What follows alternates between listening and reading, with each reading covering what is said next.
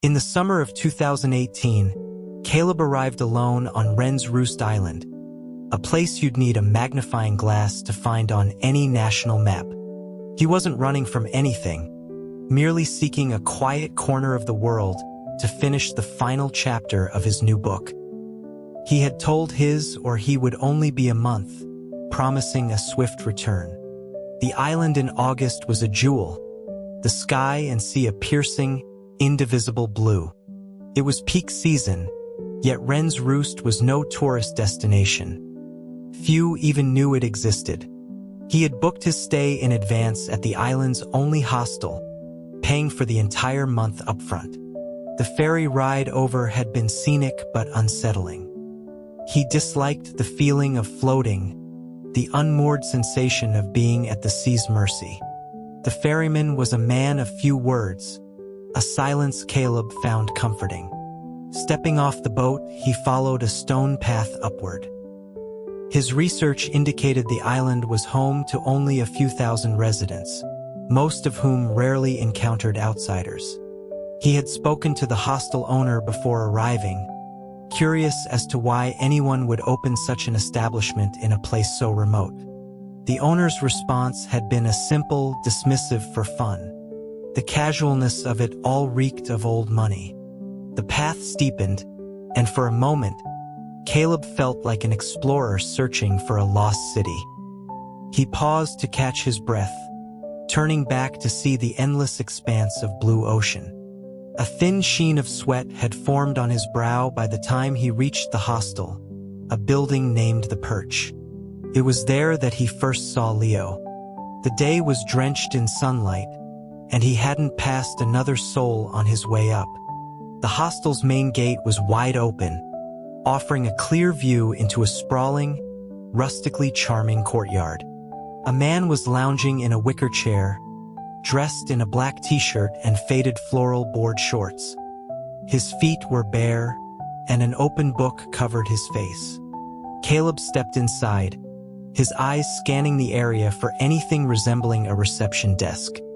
He approached the figure, clearing his throat to avoid startling him, and asked where he could check in. Despite his caution, the man jolted. The book slid from his face, revealing a scowl. It was their first meeting, and the immediate animosity was mutual. The man, whose slightly long hair was a chaotic mess, shot Caleb a sharp, irritated glance. He seemed too lazy to speak, merely pointing a thumb toward a small cabin on the far side of the courtyard. Caleb noticed a single mole on the man's cheek and formed an instant, irrational opinion. He disliked men with moles on their faces.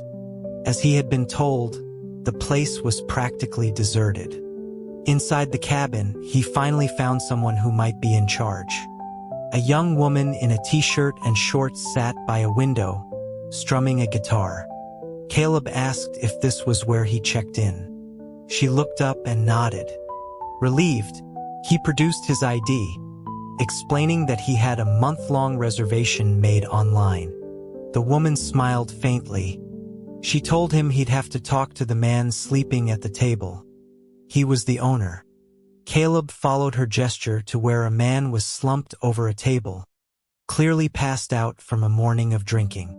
The woman, whose name he would later learn was Maya, called out to the man, "Finn, time to work." The man didn't stir. She reassured Caleb, setting down her guitar and walking over to slap the man soundly on the back of his head. "Get up." Finn, the owner, slowly sat up, his eyes struggling to focus. Caleb greeted him, reminding him of their correspondence the day before. Finn's reaction was glacial. It became painfully clear that the owner was in no condition to handle a simple check-in. Caleb began to question the wisdom of paying for a month in full. He waited patiently as the man, who seemed more puddle than person, drooped his head and mumbled two words with a wave of his arm. "Get Leo." Caleb's frustration mounted. Just as he was considering demanding a refund and leaving, the sound of flip-flops scraping against the floor announced an arrival. The man from the courtyard, the one with the mole and the bad attitude, sauntered in and positioned himself behind the computer at the bar. He was apparently Leo, and he had obviously known Finn was useless, which made his earlier refusal to help all the more infuriating. Leo demanded his name. Caleb gave it. He was then asked his gender, a question Caleb found so absurd he almost didn't answer. Leo glanced up from the screen, held out a hand, and said, "ID." Caleb tossed the card onto the counter, annoyed at the redundant questioning. Leo shot him a look before begrudgingly processing the check-in. He informed Caleb his room was at the end of the hall on the 3rd floor. Caleb opened his mouth to ask if a different room was possible, but Leo cut him off before he could form the words. No. The man's face was an impassive mask of take it or leave it. Caleb, feeling a competitive stubbornness rise, snatched his ID and key and went upstairs without another word.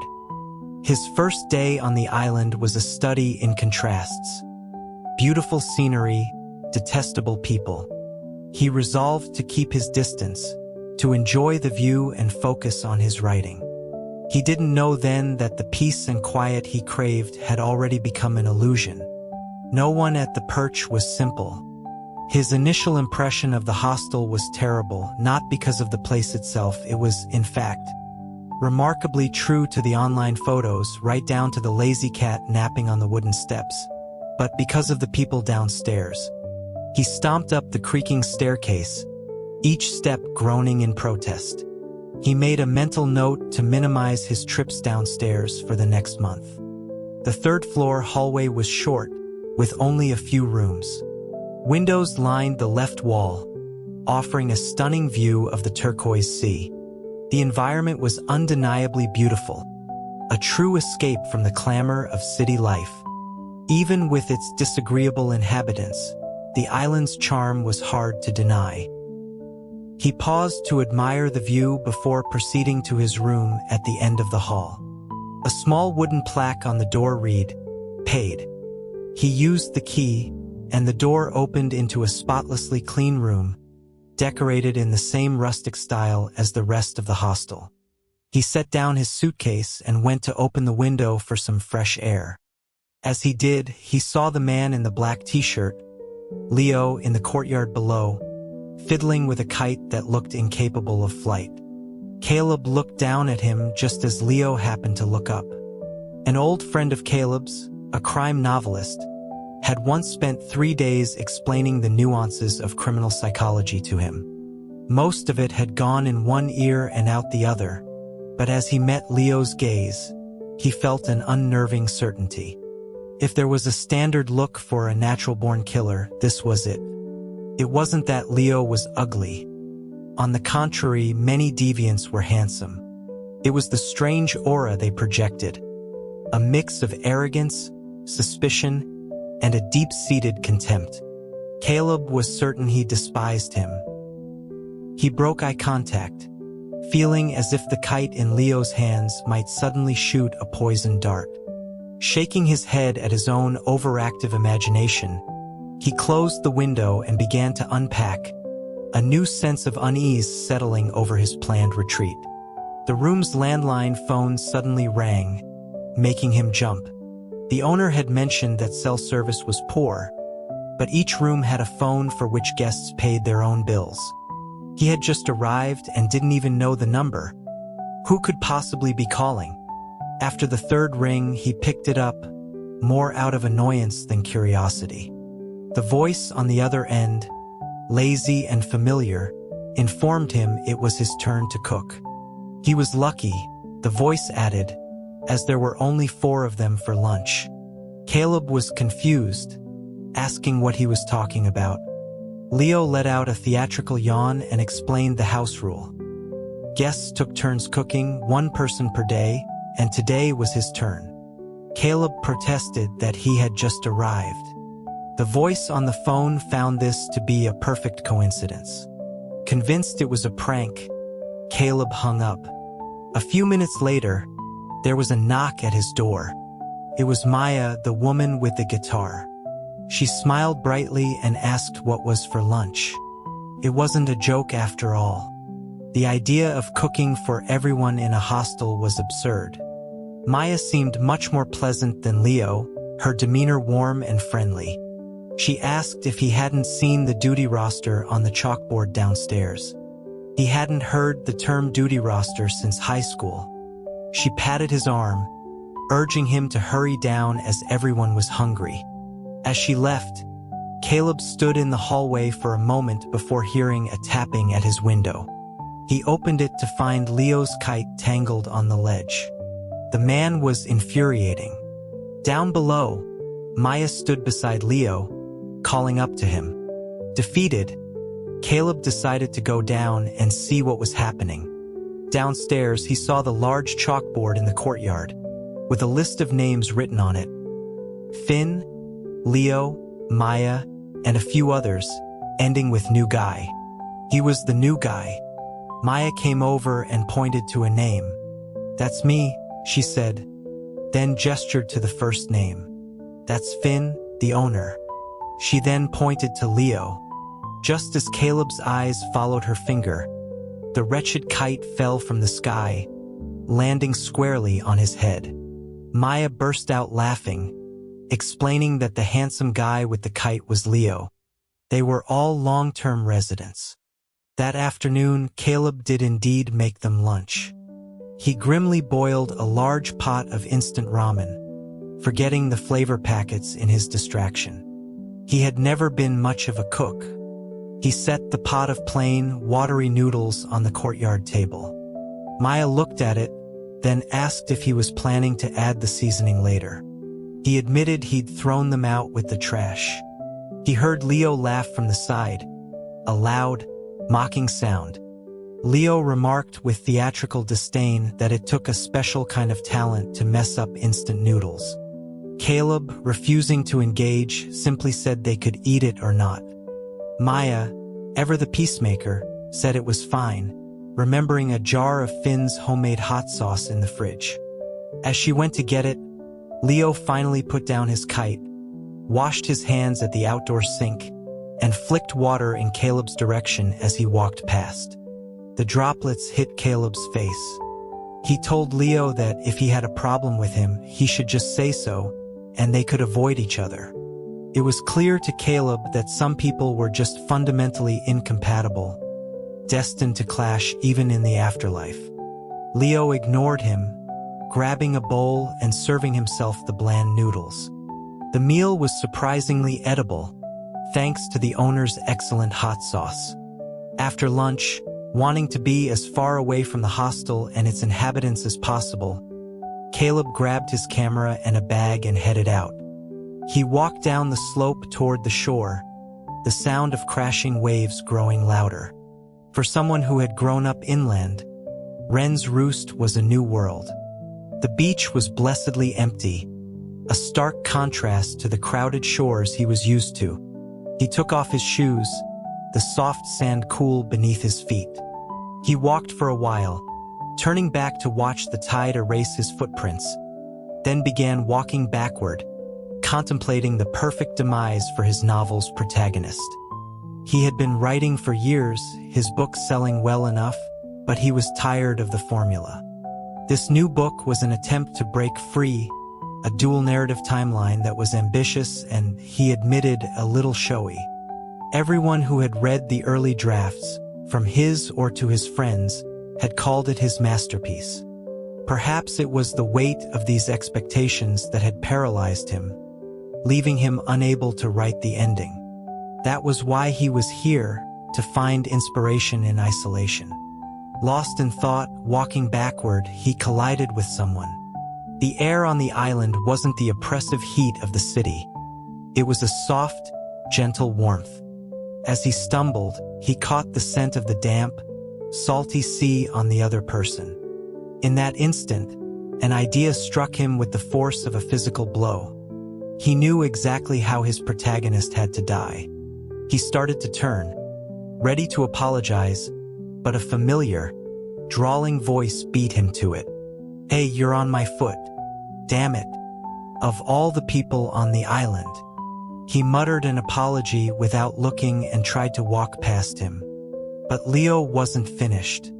He asked if Caleb had intentionally left the seasoning out of the noodles at lunch. Caleb ignored him, striding away as fast as the soft sand would allow.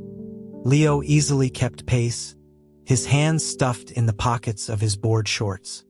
Caleb could feel the smirk on his face without needing to see it.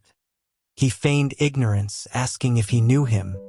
The inspiration he had felt moments ago had vanished, replaced by a profound annoyance.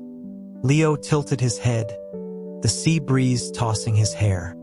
He always looked either half asleep or half drunk. After a moment, a slow grin spread across his face as he replied that he did, in fact, recognized the man who had just stepped on his foot. Caleb had no idea what Leo wanted and had no desire to find out. He offered another terse apology and quickly walked away, heading to the far end of the beach where Leo became nothing more than a blurry silhouette. That was better. He could run naked across the sand now, and Caleb wouldn't be able to see a thing. Finally alone, he sat down, closed his eyes, and let the sea breeze wash over him. The plot of his novel began to crystallize in his mind. He became so engrossed that he lay back on the sand and, lulled by the warmth and the rhythmic sound of the waves, drifted off to sleep. He didn't know how long he slept, but he woke with a start to the feeling of water being flicked on his face. "You're lucky you didn't get cooked alive." He turned his head to see Leo, a ghostly apparition he seemed unable to escape. He asked why he was still here. At some point, Leo had moved from the far end of the beach and was now lying nearby, shirtless, his board shorts soaked. He was sprawled out, arms extended, one leg casually crossed over the other. Leo claimed that if it weren't for him, Caleb would have been turned into salt-cured jerky by now. Caleb hated being called lazy. He was anything but. Ignoring him, he rolled over and stared up at the sky, a vast, empty canvas of blue. He lay there for a while, then reached for his bag to get his headphones. Just as he pulled out his phone, he heard the man beside him begin to hum. It was a wistful folk song, melancholic and strangely beautiful. Though he despised the man, Caleb had to admit he had a decent voice. He clutched his headphones, listening intently, but after a few lines, Leo stopped. Caleb glanced over and found him watching with a sly, knowing look. For a reason he couldn't explain, Caleb felt a flush of guilt, like a thief caught in the act. He quickly put on his headphones and fumbled with his phone, searching for the same song. Just as the music filled his ears, Leo rose and came to his side. A thin layer of sweat glistened on his skin in the sunlight. He knelt beside Caleb and, just as he asked what he was listening to, he brazenly plucked one of the earbuds from Caleb's ear. In that moment, Caleb was certain he wanted the sand to swallow him whole. Of all the songs he could have chosen, he had, just 30 seconds prior, found the very one Leo had been humming. But this time, Leo didn't mock him. He didn't say a word. He simply sat down beside him, sharing the music in a quiet, comfortable truce. The recorded singer's voice was clear and polished, a stark contrast to Leo's rough, unstudied humming. And yet, as Caleb listened to the professional version, he found himself missing the raw, imperfect lines Leo had sung just moments before. He turned off the music, collected his earbud, and gathered his things to leave. "You're Smith," Leo said suddenly. "I'm Jones." Caleb stared at him. "Are you insane?" Leo just lay back on the sand and laughed, a sound that echoed strangely over the waves, leaving Caleb to wonder what, exactly, was so funny.